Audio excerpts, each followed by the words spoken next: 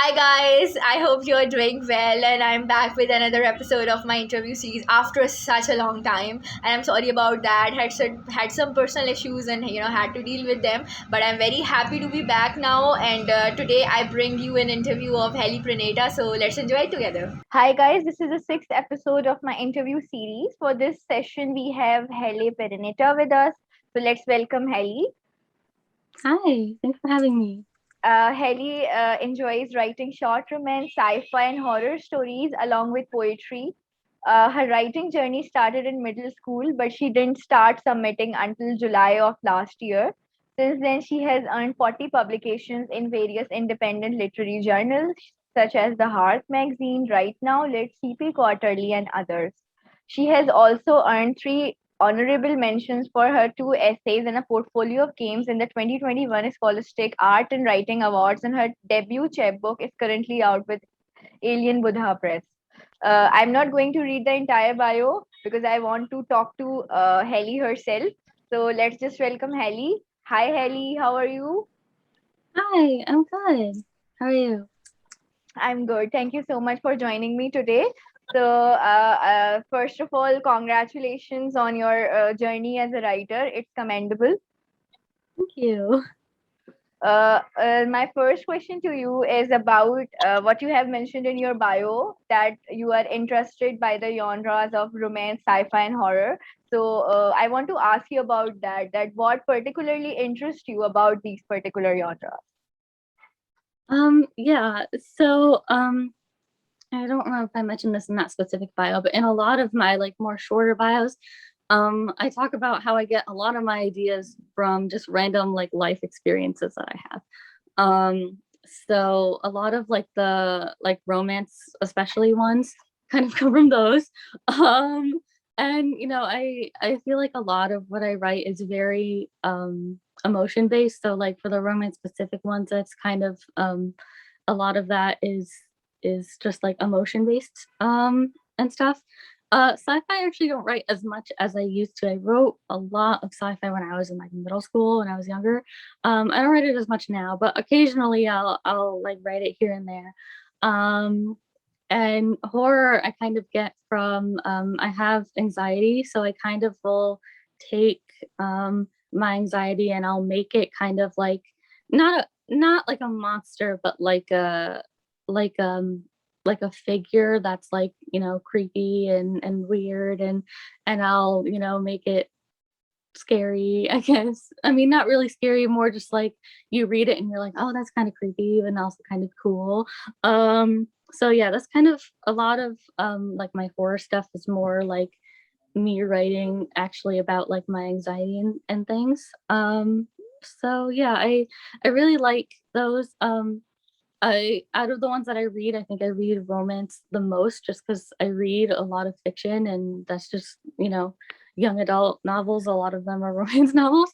Um, so I think out of the ones that I read, that one's probably the most, but I also probably like sci-fi fantasy kind of. I read a lot of that too. One of my favorite series is actually a fantasy book. It's really good.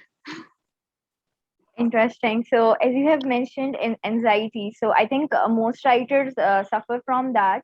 So, I want to ask you about that. That how do you manage anxiety when it comes to writing your work? Do you procrastinate a lot before writing? Does that help you with anxiety, or once you are done with your final draft and everything, that copes you helps you cope with that? What's your process?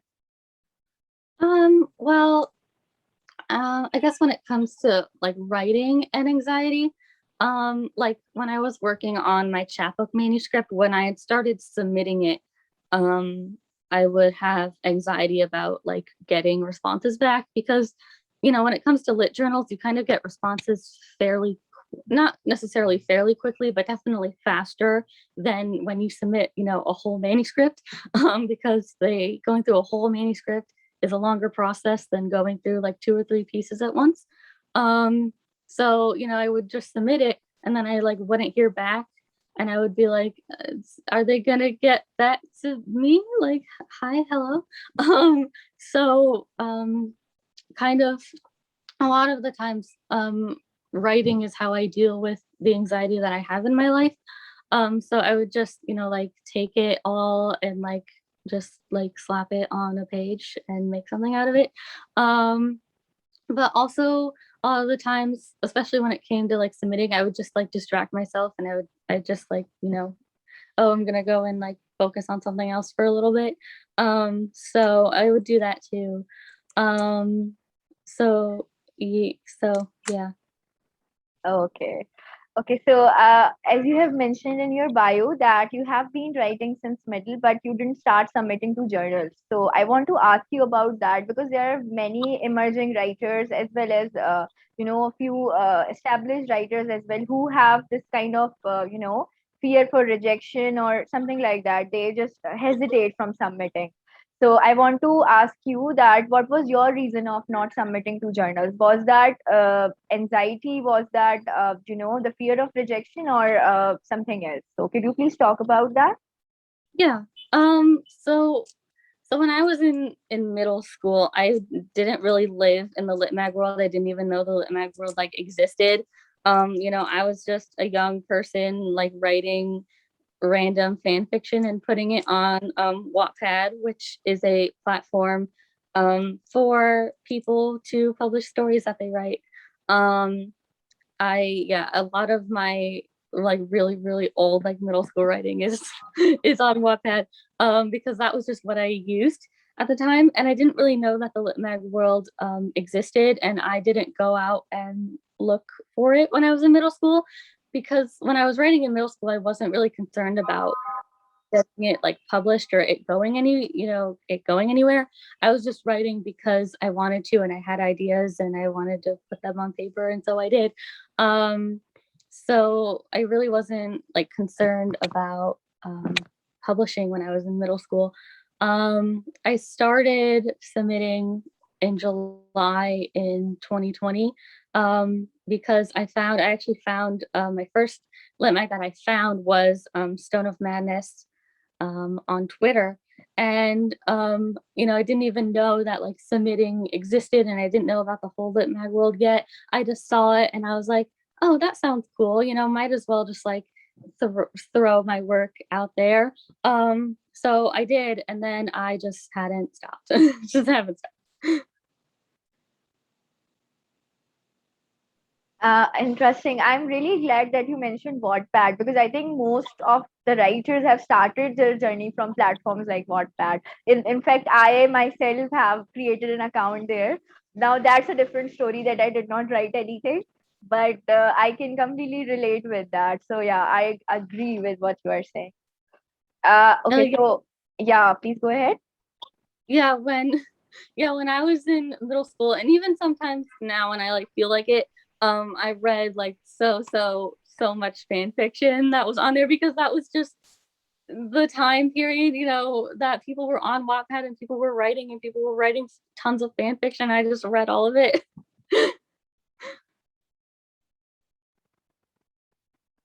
Okay, so it's good to know that you are interested in fan fiction as well. So I'll ask you about that later. Okay, so I want to ask you about when you started submitting to journals. So are there any challenges that you had to face, or something else that you think that hindered your part towards submitting again? Something like that. Was there something that you would like to share? Yeah. So when it comes to submitting, I work entirely out of my phone, which I know sounds weird.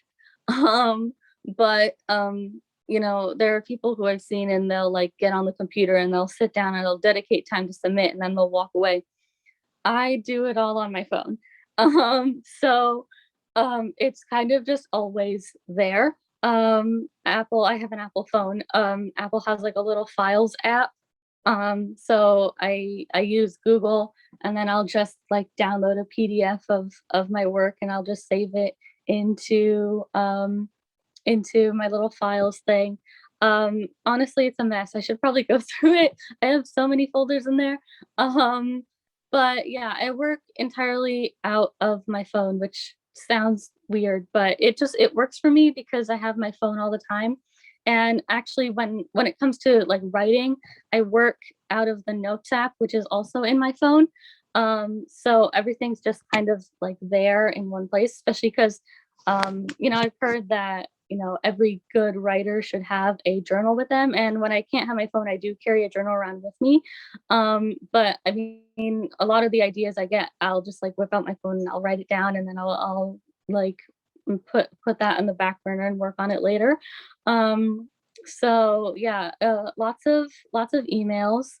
I actually I have a document that's like my cover letters for when Lit Mags ask for cover letters, and it's all there. And then I have one that's like bios, and I have like 3 different bios that are like different likes and stuff. So yeah, I just, go in and then I'll copy the one I want and I'll paste it into the email. So yeah, it's definitely small and compact, but it just, I mean, it works for me. So Okay, so now that you have been published in 40 journals, so did your viewpoint about the world of publishing change in any way? Would you care to elaborate that? um yeah, I guess in a way I thought, publishing's a big world and a big thing. And, I always thought like adults, get published. Like that's, only adults get published in their big novels and their big poetry books and everything. And then when I started submitting and getting stuff, and especially with my chapbook, it was like, oh, that's like not the case. Like anyone can get published at any age. I've seen people who are younger than me who have been published in all kinds of places. So that really opened up my eyes, because before I used to think that publishing was just for like adults, and they had agents and all this stuff. And then I started submitting stuff, and I was like, oh, that's not the case. Which is good, because then it gives everyone the same opportunities as everyone else. I'm glad that you spoke about that, about young writers also getting platforms and they also getting the same opportunities as the established and the veteran writers. So I want to talk a bit about that. Actually, being a writer myself, I'm a bit curious. So I want to take your viewpoint on that. So as you have also described that new writers are getting published, and in not just new writers, actually young writers like below 16 and under 18 and stuff like that, so they are also getting the platform and everything. So does that sometimes give you an anxiety in terms of that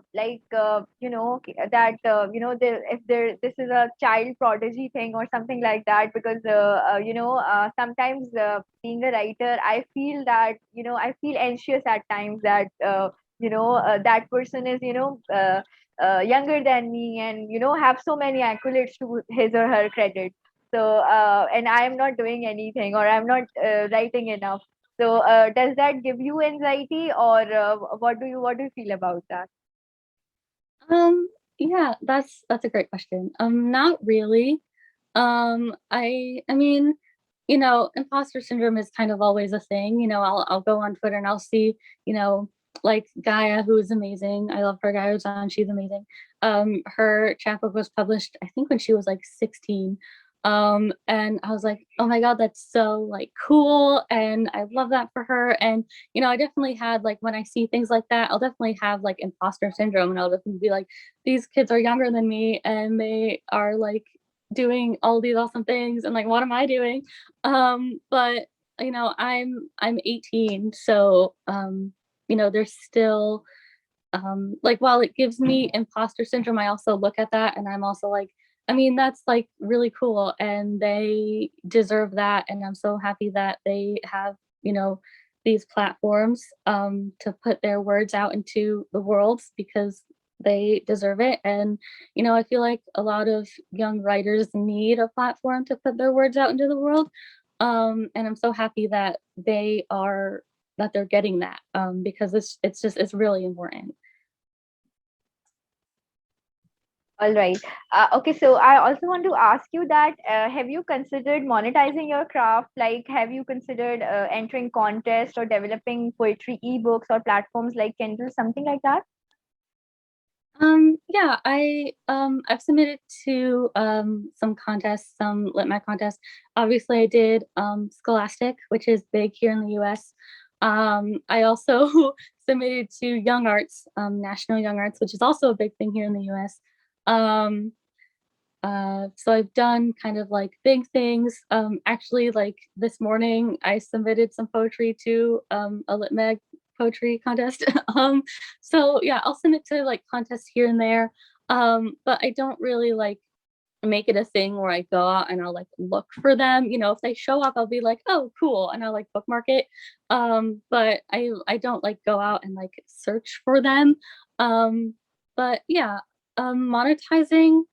I don't, um, I guess like not really, you know, I have my chapbook, which is on Amazon through Alien Buddha Press. And, you know, I tweet about it and I'll be like, hey, I have a chapbook, you know, check it out here. But you know, I don't really like, you know, I'm not like annoying about it. And I have considered doing like editing and like beta reading services that I've seen other people do. And I'm willing to kind of open up to that. But I haven't really started like taking it very like seriously, I guess. Just because I'm a college student now. I'll be going to college. So I won't really have a whole lot of like time for things like that. And I don't want to overwork myself, especially first semester, first year. You don't want to do that. So you know, I'm open to the idea. I just haven't, um, I guess, started like the process of like actually doing it.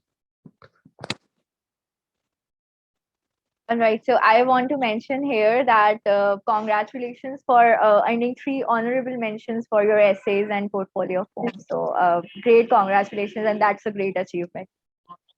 Thank you. Yeah, I remember the day that I got like the news that that happened, and I remember I was just so happy. And I also remember so two of my honorable mentions are for essays. They're for like nonfiction essays, and I never really considered myself an essay like writing person. You know, I'm a creative writer. I write depressing poetry. Like I never thought that you know, essays like nonfiction essays that I would write would get such, you know, high awards. So I don't know, I remember seeing that. I was like, oh, like essays, wow, that's like crazy. So but yeah, they really mean a lot to me. I wish you best of luck for more essays, and I'm hoping that you would be writing more essays in the future. Okay, so as you have talked about your debut chapbook that is currently out with Alien Buddha Press, so would you like to talk about your book? What is the subject matter, and what really is it about? Yeah, I actually have it right here. It is my chapbook. Yes, the title is the heart emoticon. That's the title. I always say it is heart. You can also, I guess, say it is less than three. It's kind of open to interpretation. It's a book of poetry, and it's all about love, and it's mainly about love. Being queer is thrown in there because I'm a queer person, and obviously that's something that's important when it comes to falling in love. But mainly it's about love. The first six poems are poems that are about a woman, and they kind of follow a story. Um, um, and then the next like six poems are about a man, and then the last few poems kind of come together with both of them. I had so much fun making it. I basically created it the entirety of my senior year of high school. Um, and it actually started with Scholastic. One of my honorable mentions is a portfolio of poetry. And it's the first six poems in this book. And then spring semester started, and I was like, you know what? I'm just gonna like turn this into a chapbook now. And I just like found other poems that I had written, and I put it in there, and I just kind of built it up. And and edited it. Lots of editing happened. And it is, how it is today. There's I mean, it's poetry. Um, there's some conventional, there's some hybrid works. There's actually a graph poem in here. I just found it. There it is. There's actually a graph poem in here. It's a bar graph. I remember making it. I made it on Valentine's Day. It's like one of my favorite poems that's in here because I had so much fun making it. So yeah, I mean, it's about love. It like kind of follows a story about the speaker kind of falling in love with one is a two characters, and one is a woman and one is a man, and them kind of dealing with the emotions that comes with that, and what love means, and kind of figuring out what love, especially as a queer person, kind of means to them. And I don't know, I had a lot of fun making it, and it's something that I'm really proud of. Congratulations for your chapbook. So, I want to ask you a bit about your poems. So, as I was reading some of your work online, so for instance, your poems like "The World is a Snow Globe," "Your Body Flows Like a River as You Dance Throughout the Room," and neuropathology. Sorry. So, I felt a subtle sense of connection between these poems. I found them a bit self-exploratory. So, would you like to talk about these poems? Yeah. So okay. So the world of snow globe and neuropathology are both kind of poems about that I wrote that are kind of about like my anxiety and kind of like mental illness and dealing with that. I remember the world's a snow globe because I remember it was like in the fall or something. And I remember I was feeling like super like out of it and not really like in touch with reality. And when I feel that way, it feels like I'm viewing the world, through a snow globe, and everything's kind of happening out there and I'm just like here. And I wanted to write a poem that kind of like encapsulated that like isolating feeling, can't really reach out feeling. And neuropathology is actually a poem about it's about mental illness. Neuropathology is actually a medical practice. It's a medical practice where a person who is called a neuropathologist will come in and they will examine the brains of dead people to see if anything in the brain was the cause of death for that person. So how they do it is they take the brain out and they cut it the same way every time, and they cut it kind of into these like slices, think almost like bread. And then the neuropathologist will come in and they'll look at them to see if anything in the brain was a cause of death. And I don't know, I wanted to take that and like the examination of like the brain and cutting it up and putting it and looking at it into a poem. And that's kind of what that poem is about. And then Your Body Flows Like a River as He Danced Out the Room is a poem that I love. I love that poem so much. It's a poem that I wrote about someone who really means a lot to me. And I really like that poem. I love the imagery in that poem, and I feel like every time I go back and I read that poem, that I think about that person, which I always love. So yeah, I really like that poem. That it's one that makes me happy. But I really like all of those poems. And yeah, they are kind of about exploration, especially the world's a snow globe, because I kind of took this feeling that I was feeling and kind of reflected it back into a poem, because it was just such a weird like feeling that I needed to like put it down on paper. So I did. So yeah, I love all those poems. I also like reading all these poems. I think read it like half an hour before the interview, and I actually loved all these lines. I actually wanted to talk to you about a bit about that, so I thought to ask you. Okay, so I want to ask you about the nature of poetry. Like, how instrumental do you think poetry is in bringing about a social change? Or do you have any plans to, write some poems that talk about, social change further? Yeah. So I feel like poetry is, and like any art in general, is just, it's fantastic for social change. And I actually have a poem in my book, in my chapbook, that is kind of about social change. It's the poem called Maybe. And it's the poem is kind of about the speaker ends up in this situation where they suddenly hear this like kind of homophobic question asked by an external person. And then they look up and all they want is to hear the opinion from the person that they love in the situation. But the room gets so loud that they end up not hearing it. And I think one of my Would favorite you like to stanzas. read it, please? Yeah. Okay. I'll read the whole thing. So this is maybe. It's okay.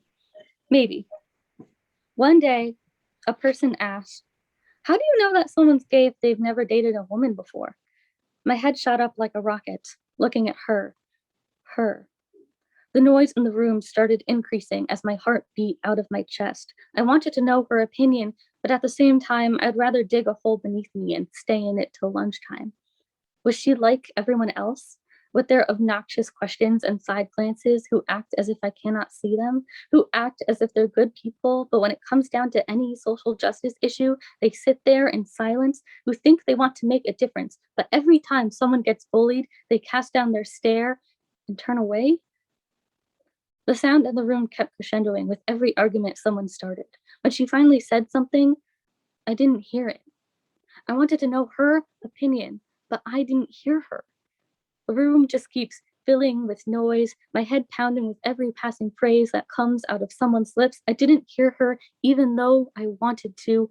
What did she say? I really like that poem. I remember going through this poem and the stanza, who act as if they're good people, but when it comes down to any social justice issue, they sit there in silence. I I love that stanza. I Every time I read that stanza, I honestly think about my school, my high school. As much as it was a fairly good education to me, it wasn't exactly the best place to be a queer woman, to be a queer person. So yeah, I think poems are fantastic for social change because they can take all of these things that we experience and they can make them so that the reader experiences them along with you, and it kind of puts it in this frame where like you just hope that they'll get it, even if some you know si- you know straight person came and read that poem and read my book. I would hope that they would read it and they would be like, oh, okay, I might not fully understand how they feel, but I at least get like some of it. And that's kind of, at least in my poetry, the goal. Like, you might not fully get it, but if you get it at least a little, then it did something. And I think that is what's really important. And I think that things like poetry and writing and art are just so transformative for social change, and they can do so much. And I don't know, I really like it. I really like just art doing social justice stuff. I loved your poem, and I would definitely ask people who are watching the video to please buy Helly's book. And you can see the trailer, so I'm really sure the film is going to be even more interesting. Okay, so my last question to you is that what are your future plans as a writer? Where do you see yourself as a writer? Let's say in like about 5 years or 10 years. Any plans or anything that you want to work on as a writer? Please feel free to share. So I'm going to Kenyon College. It's a college here in Ohio where I live. It's kind of near like the Columbus area. And I'm hoping to major in English with an emphasis in creative writing. That's how my college does it. I'm hoping to maybe have like a full length poetry book. I know I really want to focus on poetry while I'm there. As much as I love fiction and still write it, poetry has my heart. So I'm hoping like to, even if it's not even like done or, just an idea to have like, some like full length something in my brain. I'm also hoping to like maybe write for magazines, just like a magazine somewhere, just having some sort of job in writing, even if it isn't necessarily creative writing, just something that gets me writing and has me writing and doing stuff. So yeah, that's kind of where I see myself in 4 or 5 years. Thank you so much, Haley. It was really nice talking to you today, and I'm so glad that you joined me.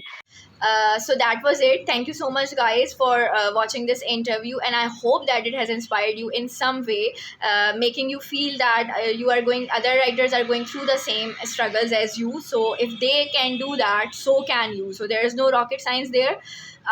Meanwhile, if you want me to interview you, or if you know somebody who want to be interviewed for this channel, feel free to write that in the comment section, or you can reach out to me at fizz_abbas@outlook.com. And if you like the content, then please feel free to like, share, or subscribe to the channel to help me grow this. For the time being, goodbye.